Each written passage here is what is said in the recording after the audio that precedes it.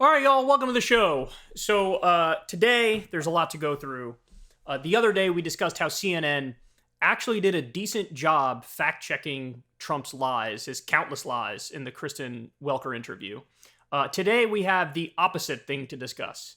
We have the media, and honestly, it's mostly the print outlets, which are usually better, but in this instance, you have the print outlets failing miserably when it comes to Trump. I'm going to break that down for you. It's super frustrating, and you'll see exactly what I mean. Ron DeSantis is now in real trouble. We're going to talk about that.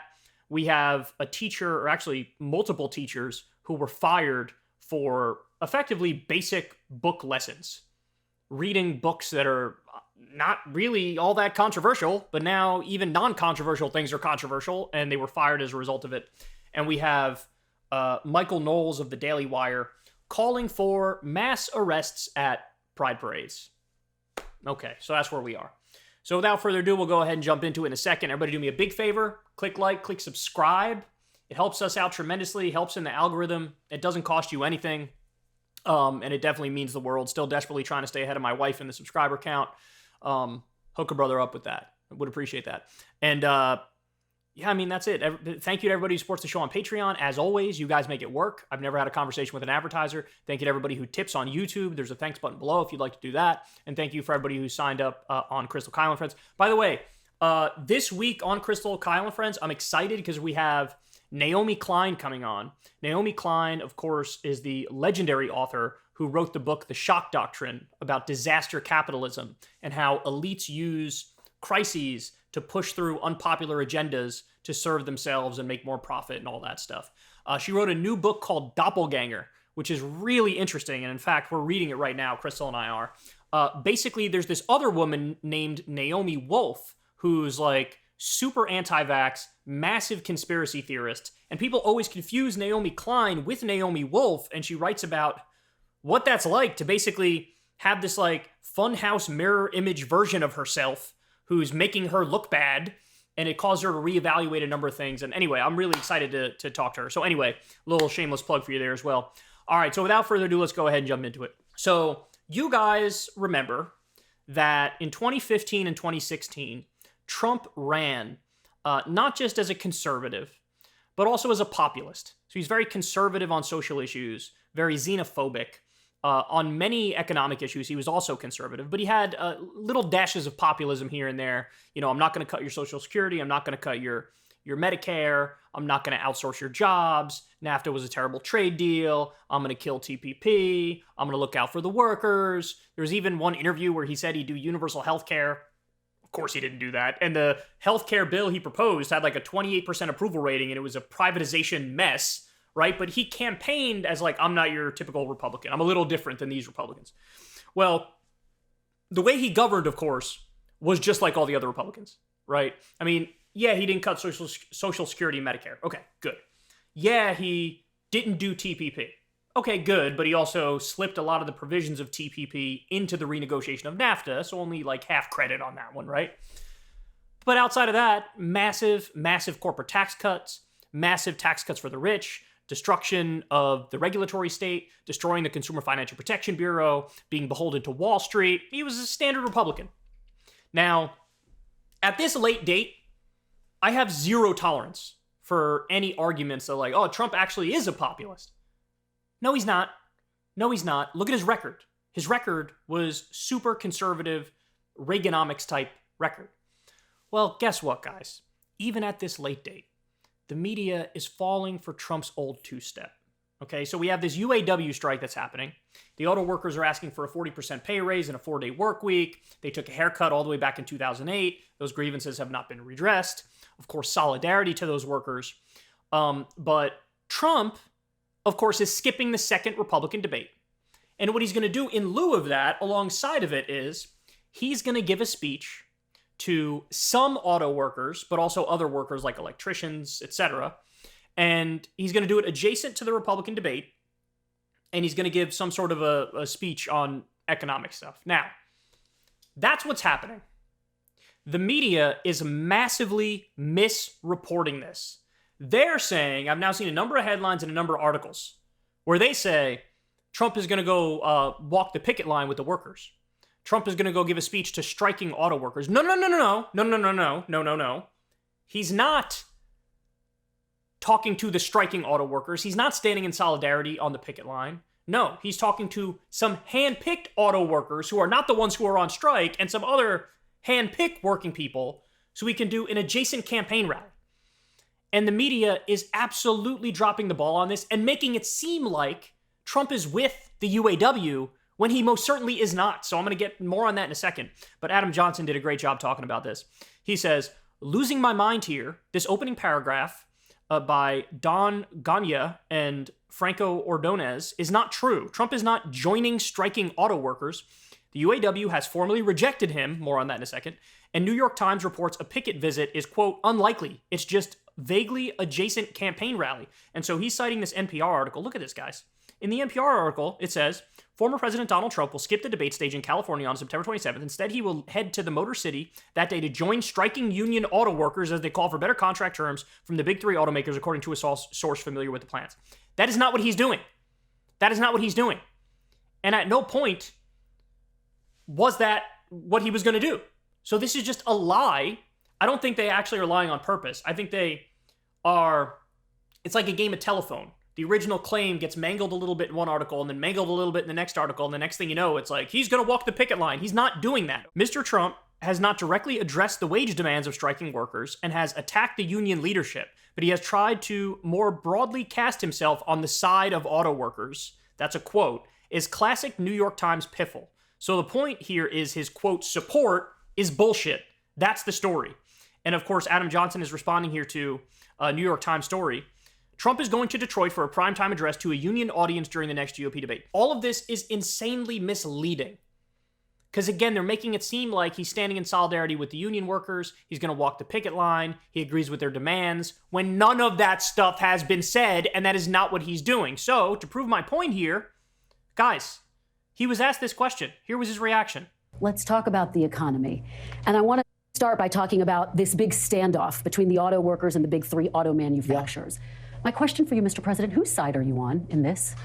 I'm on the side of making our country great. The auto workers are not going to have any jobs when you come right down to it, because if you take a look at what they're doing with electric cars are going to be made in China. He's asked, whose side are you on?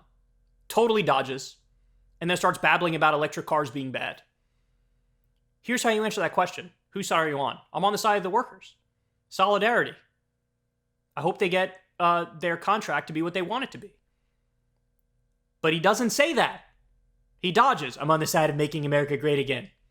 Total dodge. And then babbles against electric cars as if that's the problem. That's not the problem. We have 800,000 manufacturing jobs coming back to this country, in large part because of electric vehicles and because of microchips. So this is just wrong. What he's saying is just wrong. The electric cars aren't a problem. And that's not the gripe of the workers. But people like Trump and people like Marco Rubio are pretending that that's the gripe of the workers so they can virtue signal like they're on the side of the workers, even though they're not. I'll tell you what, the auto workers are being sold down the river by their leadership. Biggest red flag yet. The auto workers are being sold down the river by their leadership. In other words, he's saying Sean Fain is screwing the auto workers. Sean Fain is representing the auto workers. It's Sean Fain, the head of the UAW, who's out there saying we want a 4-day work week. It's Sean Fain who's out there saying we want a 46% pay increase. It's Sean Fain who rejected the 20% pay increase that was put on the table by the big three because it's not nearly enough, because they're doing stock buybacks all over the place and they're making record profits and the executives are getting 40% pay increases. It's Sean Fain who is leading the charge in favor of the auto workers, and Trump is taking a shot at Sean Fain as the media pretends like Trump is on the side of the auto workers. This is insufferable, man. This is insufferable. They're falling for every head fake from Trump. Every fake populist head fake. He's not a populist. He's a liar. And the media is more than happy to go along with it because they're not being rigorous. They're not actually digging into the specifics. They're just falling for the vague posturing. It's like when Trump did that thing. Remember, I saved the Carrier plant. Remember the Carrier factory? That Trump made a big deal about saving them and keeping them here. And everybody at the time, including me, was like, oh shit, this is good. Like, he's keeping the jobs here. Within a year, all of those jobs were outsourced anyway. Except it's worse than that. They didn't just outsource the jobs. At the same time, they shook down the taxpayers and took colossal subsidies. So they screwed the taxpayers and shipped out the jobs anyway. And Trump made this big stink about, oh, bro, I'm helping out the workers. No, you actually not only hurt the workers, but also the taxpayers in the process. Giving tax money to a company that then turned around and outsourced the jobs anyway. This is worse than what you could have imagined. It would have been better if you did nothing. You got to have choice. Like in school, I want school choice. I also want choice for cars. If somebody wants gasoline, if somebody wants all electric, they can do whatever. None of this has anything to do with benefits. None of this has anything to do with wages. None of this has anything to do with hours. He's not addressing any of the actual concerns of the workers, and he's shitting on the guy who's leading them and is trying to take care of their concerns. But they're destroying the consumer, and they're destroying the auto workers. The auto workers will not have any jobs, Kristen, because all of these cars are going to be made in China. 800,000 jobs, manufacturing jobs being brought back to this country. You know what happened under Trump? There was a net outsourcing of 200,000. You tell me. Under Biden, increase of 800,000. Under Trump, outsourcing 200,000. And the media's pretending like this guy's pro-worker and pro-union. Marco Rubio's out there doing the same thing, virtue signaling like he's pro-union, without actually addressing any of the concerns of the union, without saying a word about wages, without saying a word about hours or benefits. Just dumping on electric cars if that's the problem, when a lot of the jobs coming back here are because of electric cars. Oh, God, I hate it so much. All these articles here, I'm going to go back to it for 1 second. I'm going to show you again. This is in NPR. All these articles. Former President Donald Trump will skip the debate stage in California on September 27th. Instead, he will head to the Motor City that day to join striking union auto workers as they call for better contract terms from the big three automakers, according to a source familiar with the plans. That's not true. That's not true. And every article saying that is wrong. And they're feeding right into Trump's game. Trump wants to virtue signal like he's pro-union and pro-worker without actually being pro-union or pro-worker. And it was a game of telephone in the media. The real thing that's happening is he's skipping the debate to go do a staged adjacent campaign rally with the non-striking workers. Some of them happen to be auto workers, some of them electricians. You're just going to find a whole bunch of pro-Trump workers, right? Put them in a room, and Trump's going to give a speech and pretend like he's on their side, when at the same time he's bashing Sean Fain and not saying the unions are right about the hours, the unions are right about the pay, the unions are right about benefits, I'm on the side of the union. So it's total garbage. And I like what Adam Johnson says here as well.